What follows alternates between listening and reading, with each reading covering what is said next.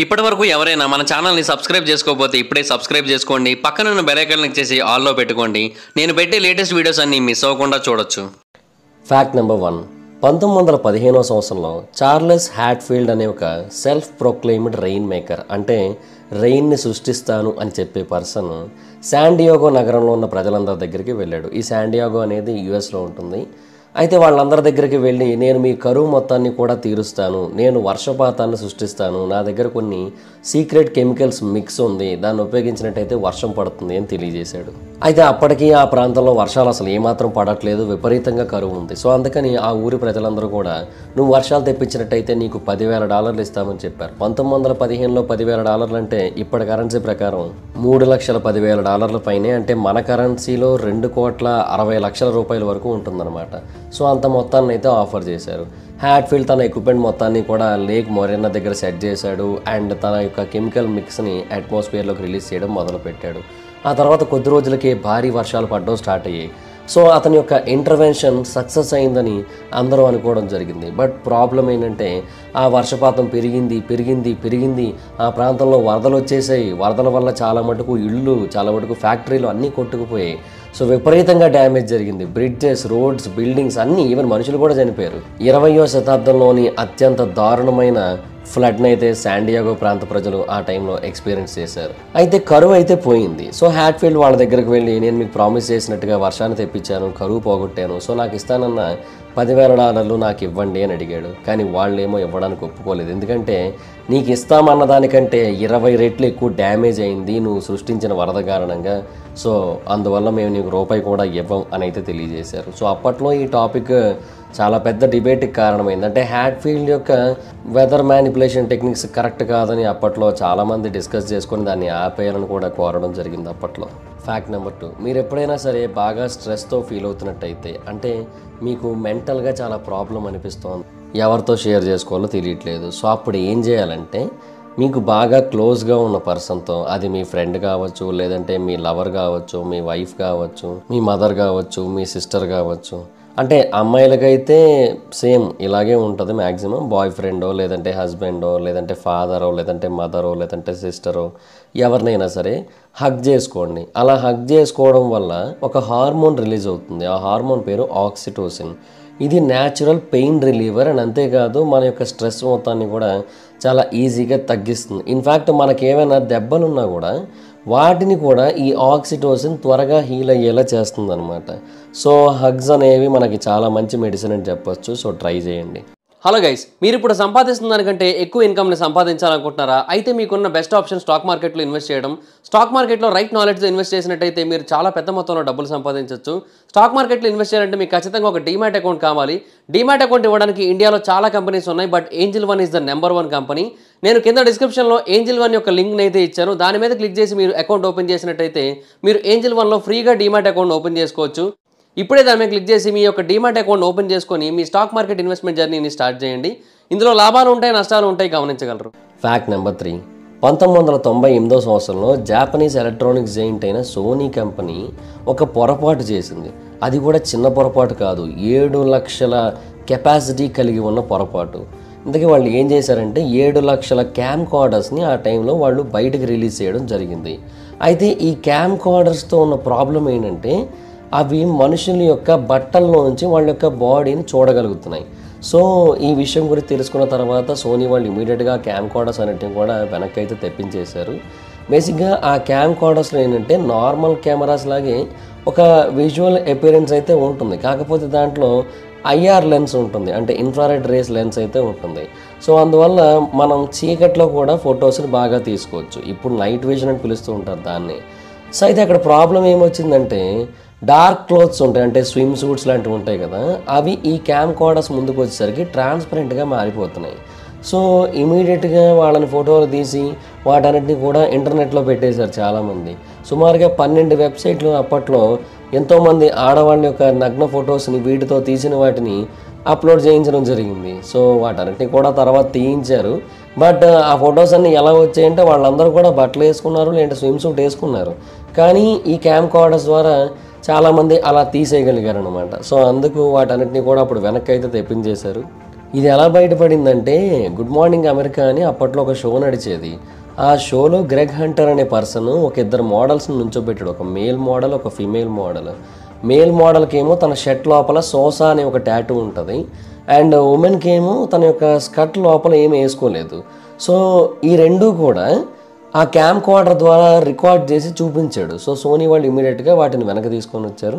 తర్వాత ఈ పవర్స్ లేని కొత్త క్యామ్ కార్డర్స్ని లాంచ్ చేశారు. బట్ అయినా కూడా పీపుల్కి వాటి గురించి తెలిసిపోవడంతో మళ్ళీ వాటికి కొన్ని స్పెషల్ ఫిల్టర్స్ని యాడ్ చేసి వాటన్నిటిని కూడా మోడిఫై చేసి సేమ్ అలాగే చూసేటట్టు చేసుకున్నారు. అండ్ అప్పట్లో ఆ క్యామ్ కార్డర్స్ $700 వరకు కూడా సేల్ అయ్యాయి. బట్ సోనీ వాళ్ళు అయితే మాత్రం ఆ మోడిఫైడ్ క్యామ్ కార్డర్స్కి అసలు ఎలాంటి రెస్పాన్సిబిలిటీ కూడా తీసుకోలేదు.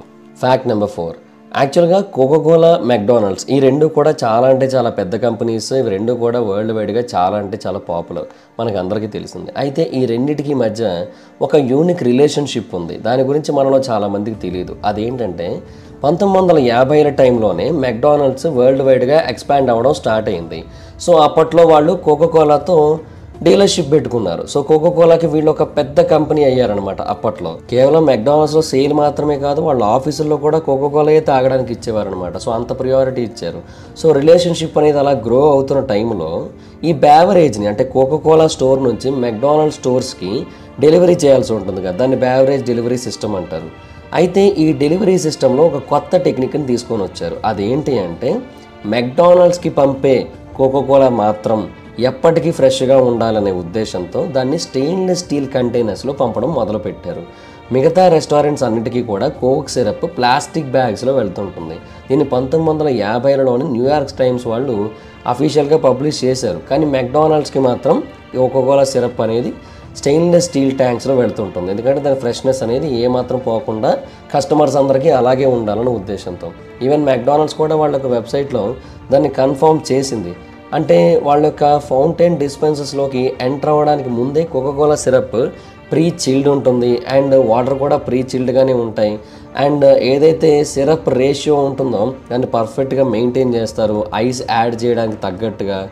అండ్ ఇంకొకటి ఏంటంటే వీళ్ళు నార్మల్గా దొరికే స్ట్రాస్ కంటే కొంచెం ఎక్కువ వైడ్ ఉన్న స్ట్రాస్ని వాడుతూ ఉంటారు. ఎందుకంటే కోక్ డైరెక్ట్గా మన టేస్ట్ బడ్స్కి టచ్ అవ్వడం కోసం. సో ఇలా చేయడం వల్ల మెక్డానల్డ్స్లో దొరికే కోక్ బయట కంటే చాలా అంటే చాలా ఫ్రెష్గా ఉంటుందన్నమాట. సో అందుకని వాళ్ళకి అది ది బెస్ట్ అడ్వాంటేజ్ అని కూడా చెప్పొచ్చు. Fact number 5. లూనా అని ఒక డాగ్ ఉంది. ఫిబ్రవరి 10, 2016 తన ఓనర్ అయిన నిక్ హేవర్త్ ఒక ఫిషర్మ్యాన్ అతను. సో ఆ ఫిషర్మ్యాన్ శాండియాగో యొక్క తీరానికి సుమారుగా 80 మైళ్ళ దూరంలో ఉన్న ఒక ఐలాండ్ దగ్గర చేపలు పట్టడం కోసమని బోట్లో ప్రయాణిస్తున్నాడు. అయితే అలా ప్రయాణిస్తున్న టైంలో సడన్గా ఆ కుక్క నీటిలోకి పడిపోయింది. వాటర్ కొంచెం సడన్గా ఆ బోట్ని గట్టిగా కొట్టడం వల్ల. అయితే అది ఏమైపోయిందో ఎటుపోయిందో అతనికి కనబడలేదు. చాలా ఫాస్ట్గా ఎటేటో వెళ్ళిపోయింది అది. అయితే ఇమీడియట్గా అతను పబ్లిక్ అఫైర్స్ ఆఫీసర్స్కి దీని గురించి కంప్లైంట్ చేశాడు. లూనాని వెతికి పెట్టమని చెప్పాడు. లూనా చాలా పవర్ఫుల్ స్విమ్మర్. సో 90% అది తీరం వైపు వెళ్ళిపోయి ఉంటుంది, అది బ్రతికే ఉంటుందని కూడా చెప్పాడు. అయితే 2 రోజులు అక్కడే ఉన్నాడు. బట్ దొరకపోయేసరికి ఊరు వెళ్ళిపోయాడు. అండ్ వారం రోజుల తర్వాత తను కనబడకపోయేసరికి చనిపోయింది అనుకున్నారు. కానీ 5 వారాల తర్వాత అది ఆ ఐలాండ్లోనే కనబడింది. యాక్చువల్గా ఆ 5 వారాల తర్వాత కూడా చాలా అంటే చాలా హెల్తీగా ఉంది. జస్ట్ కొంచెం అండర్ నరిష్డ్ ఉంది. అంటే సరిగ్గా ఫుడ్ లేదు దానికి. ఆ ప్రాంతంలో ఎలకలు ఎక్కువ ఉంటాయి, వాటిని మాత్రమే తిని బ్రతికిందంట అంతవరకు కూడా. ఎందుకంటే దాని యొక్క పళ్ళల్లో కానీ దాని బాడీలో కానీ అవన్నీ కూడా తెలిసాయి అనమాట. బట్ ఆ ప్రాంతంలో డొమెస్టిక్ యానిమల్స్ ఏవి కూడా సర్వైవ్ కాలేవు. అలాంటిది 5 వారాల పాటు ఇది ఆ ఐలాండ్లో సర్వైవ్ అయిందంటే నిజంగా చాలా అంటే చాలా పెద్ద విషయం అని చెప్పి మొత్తం అందరూ కూడా ఆశ్చర్యపోయారు. లిటరల్లీ గ్రేట్ డాగ్ కదా. Fact number 6. 2022 ఏప్రిల్లో బీహార్లోని సాసారాం అనే సిటీకి దగ్గరలో ఉన్న అమియావార్ విలేజ్ దగ్గర తెల్లవారుజామున 7ంటికి 5 people state government irrigation department నుంచి వచ్చారు. అండ్ వాళ్ళు ఎక్స్కవేటర్స్ని, గ్యాస్ కటింగ్ టార్చర్స్ని అండ్ ఎన్నో రకాల ఎక్విప్మెంట్స్ని కూడా తీసుకొని వచ్చారు. లోకల్ పీపుల్ వాళ్ళని చూసి చాలా హ్యాపీగా ఫీల్ అయ్యారు. ఎందుకంటే వాళ్ళు ఎప్పటి నుంచో ఆ ప్రాంతంలో ఉన్న ఒక ఓల్డ్ అన్యూజ్డ్ బ్రిడ్జ్ని తీసేయమని గవర్నమెంట్కి రిక్వెస్ట్ పెడుతున్నారు. సో వాళ్ళ యొక్క రిక్వెస్ట్ని గవర్నమెంట్ యాక్సెప్ట్ చేసిందనే ఆనందంలో వాళ్ళు ఉన్నారు. అలా 3 రోజుల పాటు ఆ మనుషులు పొద్దున్న 7ంటికి రావడం, రాత్రి వరకు పనిచేయడం, ఆ బ్రిడ్జ్ మొత్తాన్ని కూడా ముక్కలు చేసి అక్కడ ఉన్న ఐరన్ మొత్తాన్ని కూడా వాళ్ళతో పాటుగా పట్టుకొని వెళ్ళడం, ఇవన్నీ కూడా చేస్తూ వచ్చారు. అండ్ ఆ మెటల్ మొత్తాన్ని కూడా ఒక వ్యాన్లో ట్రాన్స్పోర్ట్ చేసి దగ్గరలో ఉన్న లోకల్ స్క్రాప్ డీలర్ యొక్క వేర్ హౌస్లో పెట్టారు. సో ఇంతవరకు బాగానే ఉంది.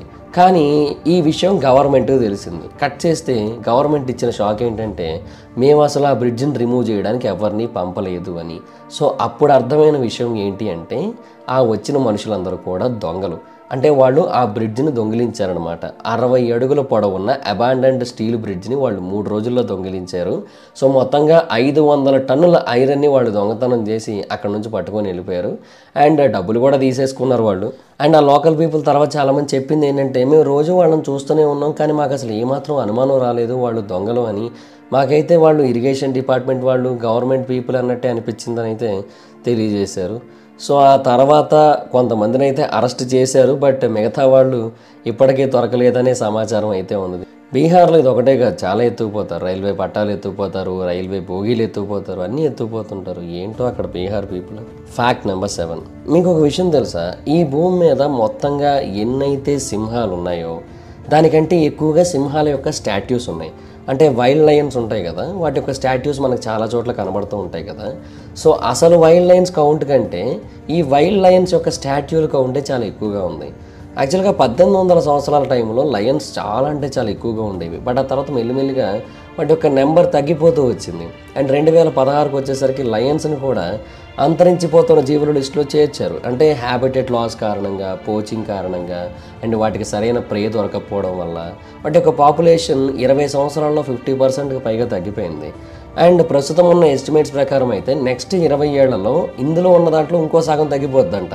అండ్ టైగర్స్ కూడా సేమ్ అలాగే ప్రాబ్లమ్ అయితే ఫేస్ చేస్తున్నాయి. అంటే 1900 సంవత్సరాల్లో అవి 10,000 ఉండేవి, కానీ ఇప్పుడు 3,500కి వచ్చాయి. అసలు యాక్చువల్గా ఒకనొక టైంలో అవి 1600కి వచ్చేసాయి, బట్ ఇప్పుడు 3,500కి వచ్చాయి మొత్తం అడి తిరిగి.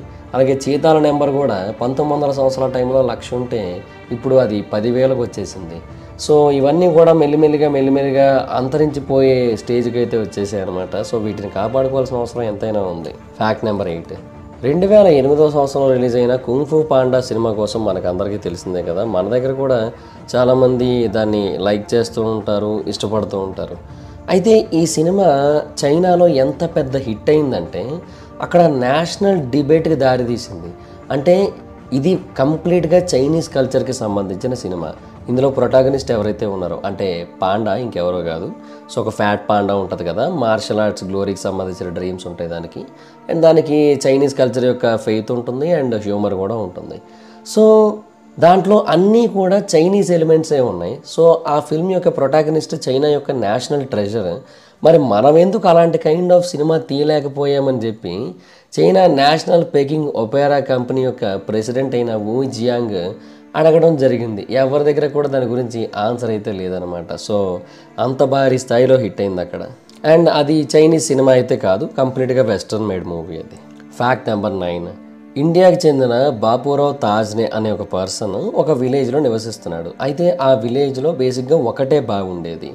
అయితే ఆ బావిలో కేవలం అప్పర్ క్యాస్ట్ వాళ్ళు మాత్రమే నీళ్లు పట్టుకోవాలి, లోయర్ క్యాస్ట్ వాళ్ళు ఎవరైనా ఉన్నట్టయితే వాళ్ళు ఊరికి చాలా దూరంగా ఉన్న ఒక చిన్న కొలం లాంటి దాంట్లోంచి నీళ్లు తెచ్చుకోవాలనే రూల్ అయితే పెట్టారు. అతని భార్య ప్రతిరోజు దూరంగా వెళ్ళే నీళ్లు తెచ్చుకునేది. కాకపోతే ఏంటంటే ఆ రోజు ఆమెకు ఒంట్లో బాగోక అక్కడికి దగ్గరలో ఉన్న బావి నుంచే నీళ్లు తెచ్చుకోవాలనుకుంది. బట్ ఆమెనైతే మాత్రం ఆ నీళ్లు తీసుకోవడానికి ఎవరు కూడా అంగీకరించలేదు. ఆమెని దూరంగా వెళ్ళిపోమని చెప్పేశారు. సో ఆ టైంలో బాపురావు తాజ్నేకి చాలా కోపం వచ్చింది. సో ఏదో ఒకటి చేసి తన కోసం తన వాళ్ళ కోసం ఏదో ఒక మార్పు తేవాలనుకున్నాడు. సో అందుకని ఆ ఊర్లో ఇంకొక ప్లేస్లో బావిని తవ్వడం మొదలుపెట్టాడు. తనకి ఎవ్వరూ హెల్ప్ చేయలేదు, ఈవెన్ తన ఫ్యామిలీ మెంబర్స్ కూడా హెల్ప్ చేయలేదు. అందరూ కూడా అతన్ని చూసి నవ్వారు, ఈవెన్ సొంత ఫ్యామిలీ మెంబర్స్ కూడా నవ్వారు అతన్ని చూసి. కానీ అతను మాత్రం పట్టు వదలని విక్రమార్కుడిలాగా 40 రోజుల పాటు నాన్ స్టాప్గా తవ్వి అక్కడ బావిని సృష్టించాడు. యాక్చువల్గా ట్విస్ట్ ఏంటంటే అతను ఏ ప్రాంతంలో అయితే తవ్వాడో ఆ ప్రాంతంలో 15 అడుగుల లోతులోనే నీళ్ళు వచ్చేసాయి అనమాట. సో దానివల్ల ఆ విలేజ్ మొత్తానికి కావలసినంత నీరు ఆ బావిలో ఉందన్నమాట. సో విలేజర్స్ మొత్తానికి కూడా ఉన్న ప్రాబ్లమ్ని అతను ఒక్క దెబ్బతో తీర్చేశాడు.